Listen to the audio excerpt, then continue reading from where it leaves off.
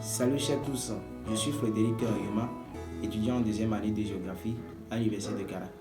Je vais vous parler de Nelson Mandela. Qui est Nelson Mandela et quelle est sa philosophie de lutte? De son vrai nom, Nelson Rolihlahla Mandela, il est né le 18 juillet 1918 à Johannesburg, en Afrique du Sud.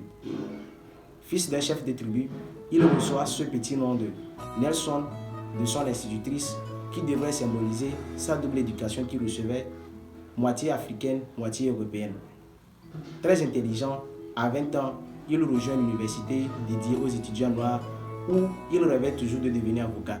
À cette période, l'Afrique du Sud était dans une situation dénommée l'apartheid. Il s'agissait d'une ségrégation raciale, c'est-à-dire la mise à l'écart des blancs et noirs. Nelson Mandela, n'étant pas pour cette politique raciste, avait décidé de se lancer dans la lutte contre l'apartheid. C'est ainsi qu'il rejoint le Congrès des Nations africaines en 1943 où il proposa des moyens pacifiques de lutte contre l'apartheid.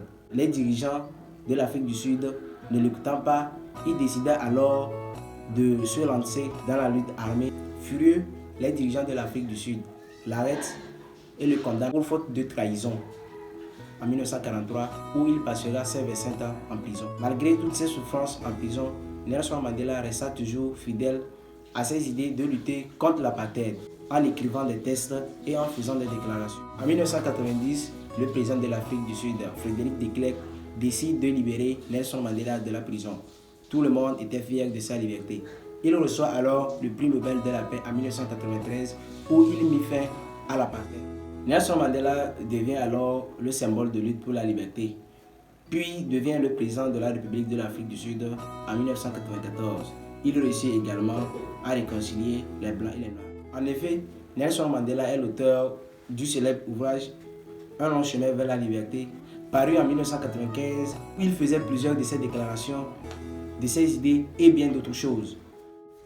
Nelson Mandela, suite à une longue infection respiratoire, meurt le 5 décembre 2013 à l'âge de 95 ans à Johannesburg. Il faut donc noter que Nelson Mandela a beaucoup lutté pour la paix, la liberté et surtout l'égalité entre les races. Je vous remercie.